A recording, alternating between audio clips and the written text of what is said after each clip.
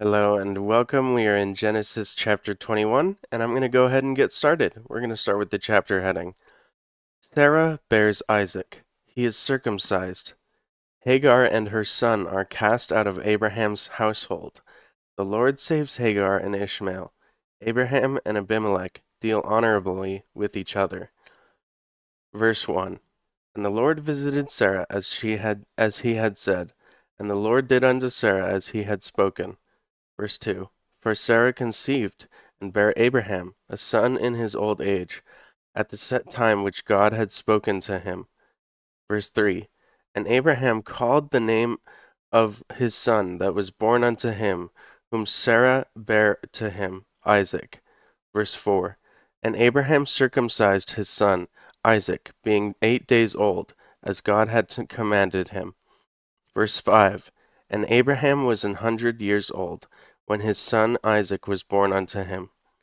Verse 6. And Sarah said, God hath made me to laugh, so that all that hear will laugh with me. Verse 7. And she said, Who would have said unto Abraham that Sarah would have given children suck? For I have borne him a son in his old age. Verse 8. And the child grew and was weaned, and Abraham made a great feast in the same day that Isaac was weaned. I think it's nice that Sarah is making light of what she laughed at the Lord because she didn't believe that he would be able to give her the the tools to be able to give birth to Isaac. She laughed at the Lord, and the Lord said, You laughed at me. I know you did. And we go in a couple chapters later in Genesis chapter 21 where we are now, and now she's got this righteous laughter that's like a laughter of unbelief. It's like how incredibly crazy is it that God allowed me in my old age to give birth to Isaac is what she's laughing at. And it's pretty cool. I think it's really nice that um there's a double take on that same laughter that she had, and that there's a good and bad side to it, like a flip, like a flip from a bad laugh to a good laugh. It's so cool. Something you never catch unless you're paying attention. All right, and we're gonna go verse um 8. And the child grew and was weaned, and Abraham made a great feast the same day that Isaac was weaned. Verse 9. And Sarah saw the son of Hagar the Egyptian, which she had borne unto Abraham, mocking. Verse 10. Wherefore she said unto Abraham, Cast out this bondwoman and her son, for the son of this bondwoman shall not be heir with my son, even with Isaac. Verse 11. And the thing was very grievous in Abraham's sight because of his son. Verse 12. And God said unto Abraham, Let it not be grievous in thy sight because of the lad, and because of thy bondwoman, in all that Sarah had said unto thee. Hearken unto her voice, for in Isaac hearken unto her voice, for in Isaac shall thy seed be called. In verse 13. And also of the son of the bondwoman will I make a nation, because he is thy seed. Verse 14. Look, verse 13 is something that I think generations from the birth line of Ishmael versus the birth line of Isaac, that they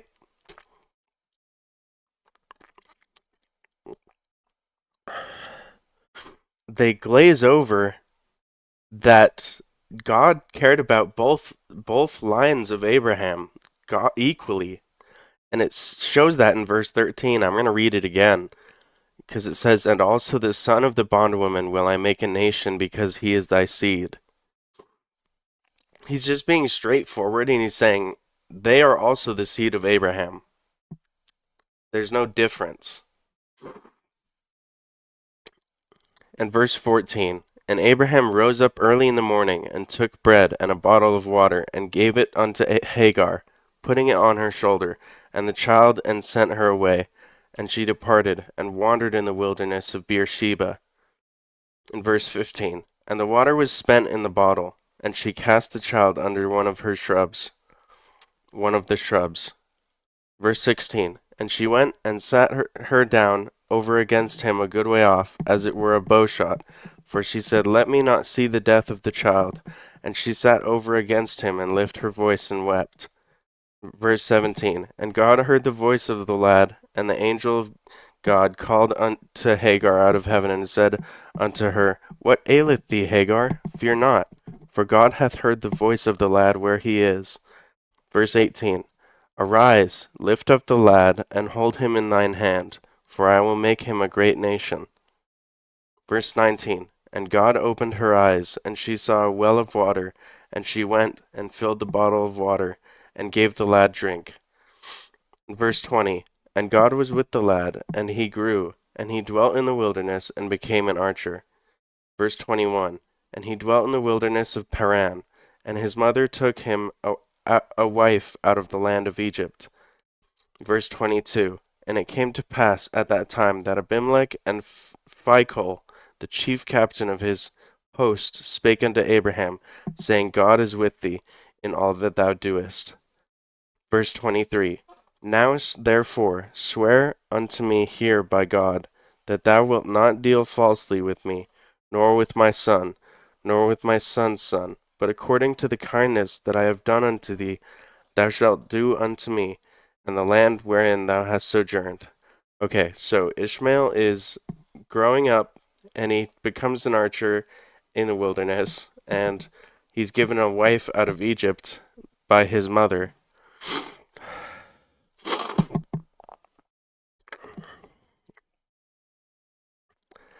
And we're going to keep going into verse 24. And Abraham said, I will swear. Verse 25. And Abraham reproved Abimelech because of a well of water, which Abimelech's servants had violently taken away. Verse 26. And Abimelech said, I wot not who hath done this thing. Neither didst thou tell me, neither yet heard I of it but today. Verse 27, and Abraham took sheep and oxen, and gave them unto Abimelech, and both of them made a covenant. Verse 8, and Abraham set ewe lambs of the flock by themselves.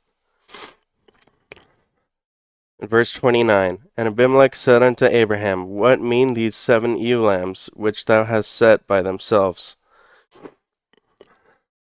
Verse 30, and he said, For these 7 ewe lambs shalt thou take of my hand, that they may be a witness unto me that I have digged this well. Verse 31, wherefore he called that place Beersheba, because there they swear, both of them. 32, thus they made covenants at Beersheba. Then Abimelech rose up, and Phicol, the chief captain of his host, and they returned into the land of the Philistines. Verse 33, and Abraham planted a grove in Beersheba, and called thereon the name of the Lord, the everlasting God. Verse 34, and Abraham sojourned in the Philistines' land many days. That was the end of Genesis chapter 21. Thank you for watching. We're going to head into Genesis chapter 22. If you haven't seen some of these other Genesis chapters, I would highly suggest going back through. We've made it all the way into Genesis chapter 21, where we are right now.